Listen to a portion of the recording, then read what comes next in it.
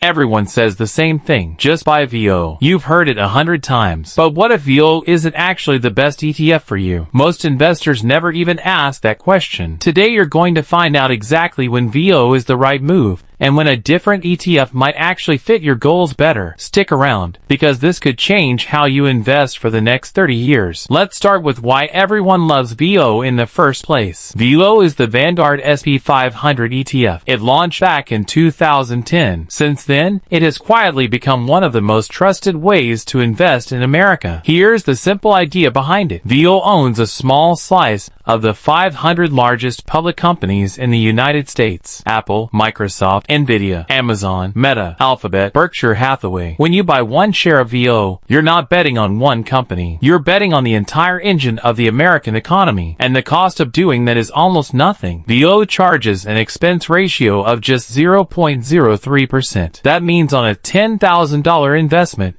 you're paying about $3 a year in fees. Compare that to old school mutual funds that used to charge over 1%. And you can see why VOO changed the game. Warren Buffett has said for years that most people should just buy a low-cost SP 500 index fund and get on with their life. He wasn't talking about picking stocks. He was talking about exactly this kind of fund. And the results speak for themselves. Over the past 10 years, VOO has delivered an annualized return of around 15%. That's not a guarantee for the future, but it explains why more than $1 trillion now sits inside this one single ETF. Look at those top holdings again for a second. Apple, Microsoft, Nvidia, Amazon, Meta, Alphabet, Berkshire Hathaway, Broadcom, Tesla. These aren't random names. These are companies that generate enormous cash flow and dominate their industries. Index committees review them regularly to make sure they still belong at the top. When you own VOO, you're not just hoping these companies do well. You're automatically riding along as the index quietly adjusts itself. It trims companies that fall behind and adds new ones that rise. You never have to decide which company deserves a bigger slice of your money. The index does that work for you,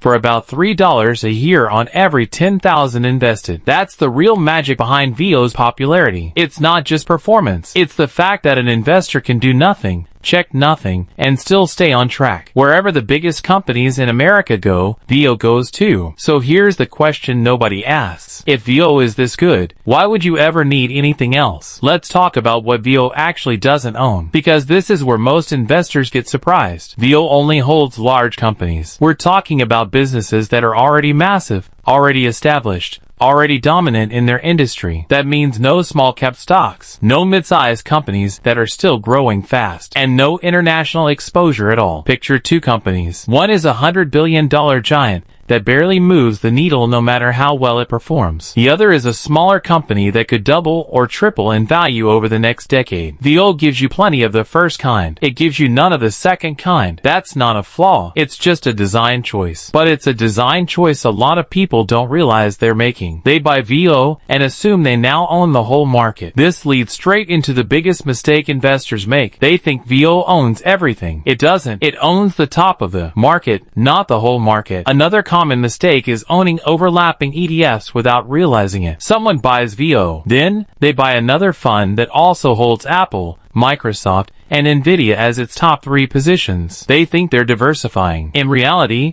they're just doubling up on the same handful of companies. Then, there's performance chasing. An investor sees a hot ETF that returned 40% last year. They jump in at the top, right after the biggest gains already happened. 6 months later the fund cools off, and they panic sell at the worst possible time. The pattern repeats over and over. Fees ignored, diversification ignored, timing the market instead of staying in the market. Here's a mistake that's a little sneakier. Some investors assume that because VOO is diversified across 500 companies, they've automatically spread out their risk. But diversification isn't just about how many companies you own. It's about how differently those companies behave from each other. If your top 10 holdings all move together because they're tied to the same handful of tech trends, that's real concentration. You end up more exposed to a single sector than the 500 company headline suggests. That doesn't make VOO a bad fund. It just means the word diversified needs a little more nuance than most people give it. These mistakes cost far more over a lifetime than people realize. Now let's be fair to VOO. because it absolutely deserves credit. For a huge number of investors, VOO is genuinely the best choice available. If you're just starting out and don't want to overthink your portfolio, VOO works. If you're a passive investor who wants to set it and forget it, VOO works. If you have decades ahead of you before retirement, VOO works. And if you want one single fund that does the job without needing 5 other funds around it, VOO works. There's a reason it's the default recommendation. For the average long-term investor, low fees plus broad exposure to the biggest companies in America is a genuinely powerful combination. But average doesn't mean everyone. And this is where things get interesting. Let's say you're younger. Let's say you have 20, 25, maybe 30 years before you touch this money. In that case,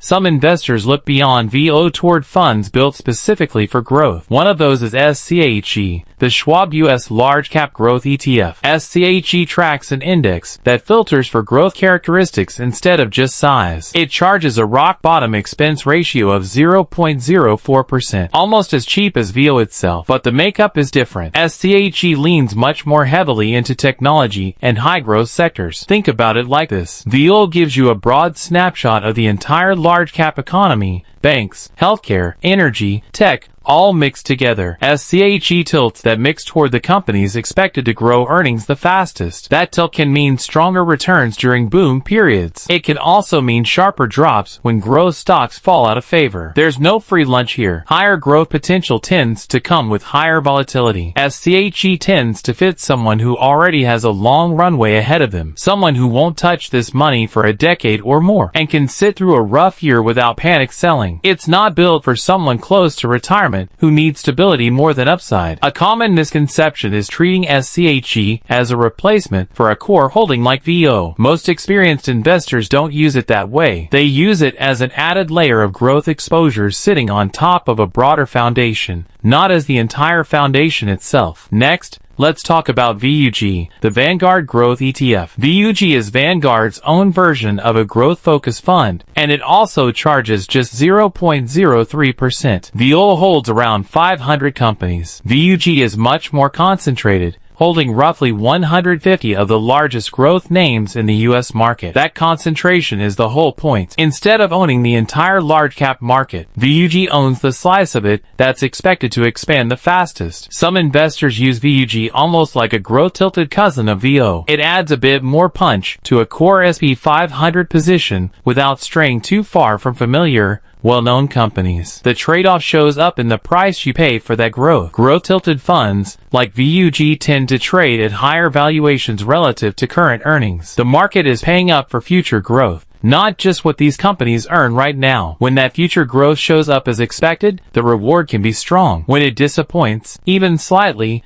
these funds can fall harder than a broad, valuation-balanced fund like VOO. VOOG makes the most sense for someone who understands this trade-off, someone comfortable riding it out over many years, not someone looking for a smoother ride. Now here's one that surprises people. QQQM, the Invesco Nasdaq 100 ETF. Think of QQQM as the commerce sibling of the famous QQQ Trust that traders have used for decades. QQQM tracks the Nasdaq 100. That means roughly 100 of the largest non-financial companies listed on the Nasdaq exchange. Its expense ratio sits at 0.15%. That's higher than VOO, but still considered reasonable for the kind of concentrated exposure you're getting. The name Nasdaq 100 might sound broad. It isn't. This fund is extremely tilted toward technology. When tech is thriving, QQQM can outperform almost everything on this list. When tech stumbles, QQQM can fall harder and faster than a broad fund like VOO ever would. It's a higher risk, higher reward tool, not a replacement for a core holding. Invesco actually built QQQM specifically for buy and hold investors. It's a lower cost, longer-term friendly version of its older, more heavily traded QQQ fund. Think of QQQ as the version built for active traders moving in and out quickly. QQQM is built for someone who wants to hold on for years without worrying about trading costs. The ideal investor for QQQM already owns a diversified core position elsewhere. They're deliberately adding a concentrated bet on Nasdaq-listed innovation on top of it. The investor who probably shouldn't lean on QQQM is someone who needs stability, or someone who doesn't yet understand how sharply a fund this concentrated can swing during a downturn. And finally, there's VTI,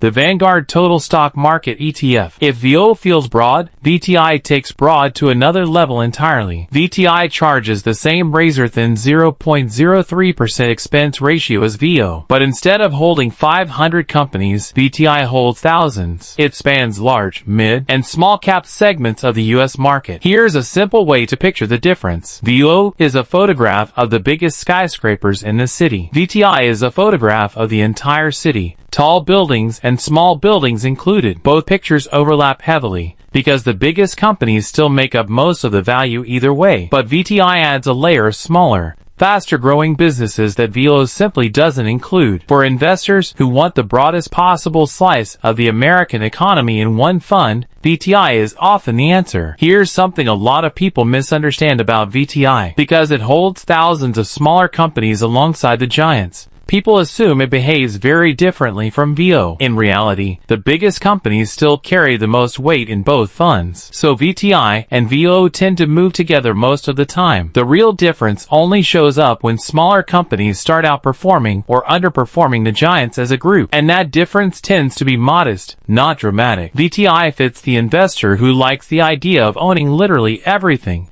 and never having to wonder what's being left out. It's less exciting to talk about than a concentrated growth fund, but that quiet completeness is exactly why so many long-term investors treat it as a favorite core holding. So let's put all five side by side and see how they really compare. On cost, VOO, VUG, and VTI are essentially tied at the bottom, all around 0.03%. SCHG sits just slightly higher at 0.04%. QQQM is the most expensive of the group at 0.15%, though still cheap by historical standards. On diversification, VTI wins clearly, since it stretches across thousands of companies of every size. VOO comes next, broad but limited to large companies. SCHG and VUG narrow things further, focusing only on growth-oriented large caps. QQQM is the most concentrated of all, built around just 100 Nasdaq-listed companies. On growth potential, the order tends to flip. QQQM and SCHG typically offer the strongest upside during tech-driven bull markets. VUG sits close behind,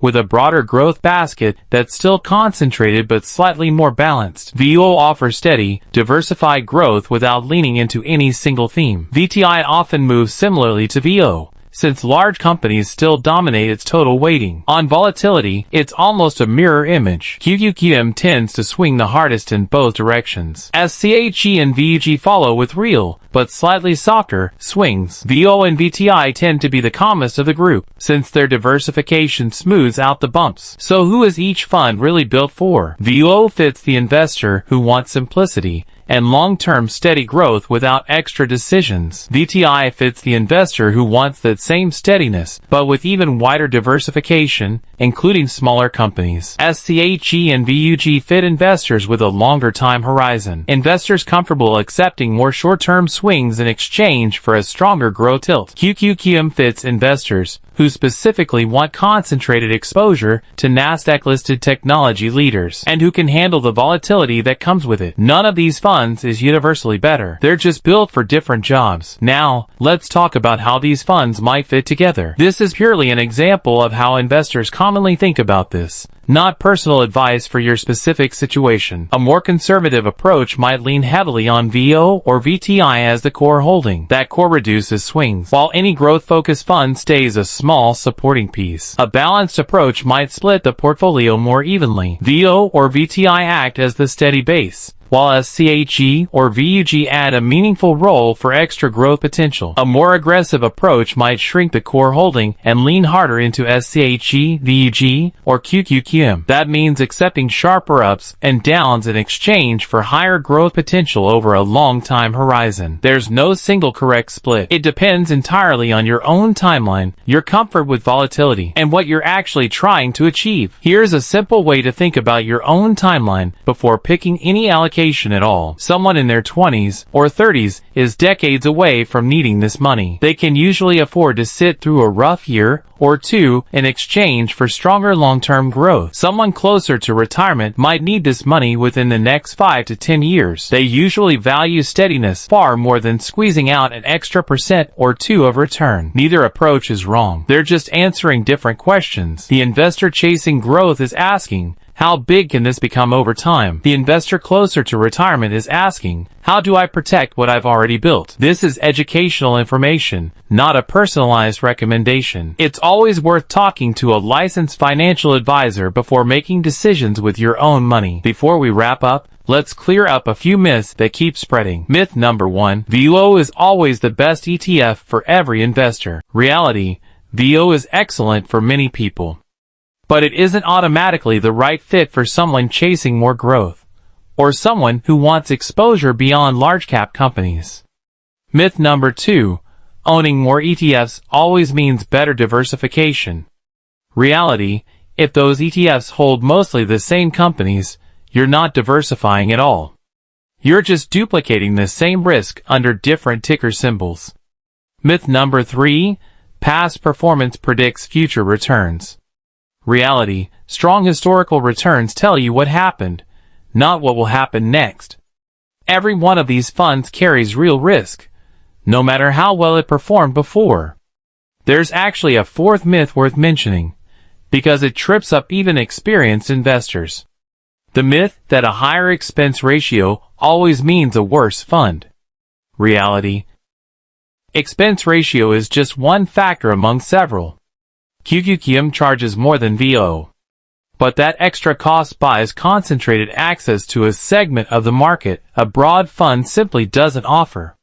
The real question isn't which fund is cheapest. It's which fund is doing the job you actually needed to do, at a fair price for that job. So here's the real takeaway from all of this. VOO earned its reputation for a reason. It's cheap, it's diversified, and it's backed by decades of solid performance. But the right ETF for you depends on your own goals and your own timeline. It also depends on how much volatility you're willing to accept along the way. Don't just buy what everyone else is buying. Understand what you're actually buying and why. If this helped you see your portfolio a little more clearly, hit subscribe. We break down exactly this kind of thing every single week. And remember, investing involves risk. Historical returns never guarantee future results. And this video is for educational purposes only. Talk to a licensed financial advisor before making any investment decisions. See you in the next one.